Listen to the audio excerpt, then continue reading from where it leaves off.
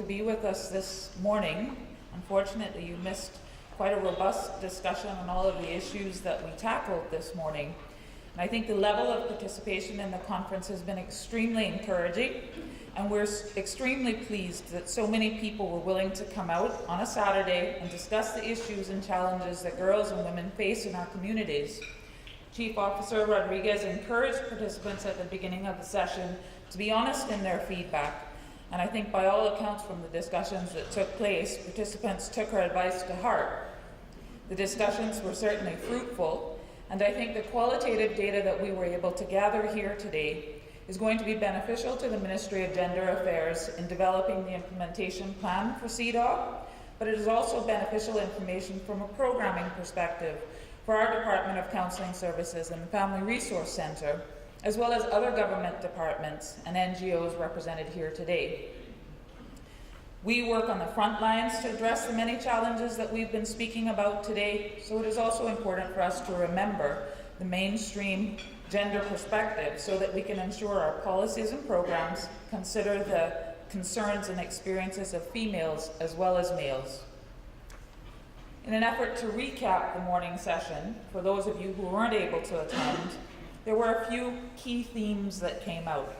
And I think perhaps one of the greatest ones that was a flavor throughout all of the tables this morning was a need for us to have a cultural paradigm shift. And that was echoed, whether that was in relation to addressing the double standards that exist for women with regards to their participation in political and public life, or whether in relation to how we socialize our boys and our girls and the opportunities that we make available to them, the messages that we convey in terms of what defines boys and men, or girls and women, or whether it's how we measure productivity and commitment in the workplace so as not to discriminate against one gender or the other, or in examining the employment practices that exist throughout our places of work to ensure that the way that maternity and paternity benefits, for example, are allowed, or policies that prevent participation in family life. There was another strong call for the need for localized data, and I think today's conference will go a long way to help us in gathering some of the qualitative data. But we need this in order to better inform the decision-making processes, the development of legislation and policies, and if we are going to effectively address these issues. I think there was also an overwhelming cry for public education on these issues. And there was a cry for this to take place at all levels, at all ages, reinforced that we need to start this process young. We need to do it in our homes, our schools, the workplace, and the wider community.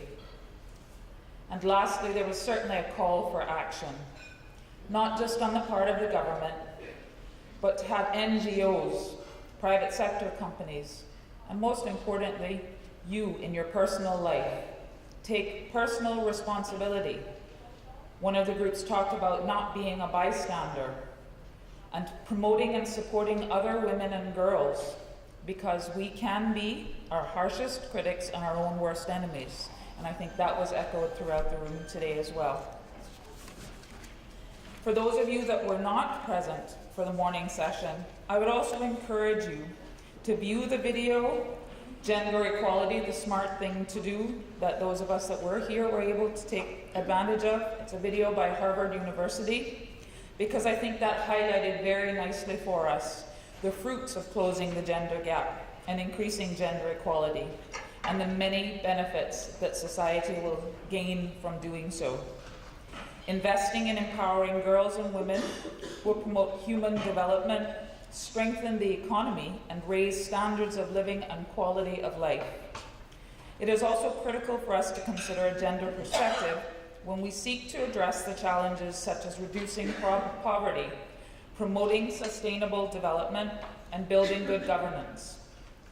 I look forward to seeing the final report, Tammy, of the conference, and to being a part of developing solutions and strategies that will help decrease discriminatory practices towards girls and women, that will create a healthier and more productive society and an equal future for both our daughters and sons.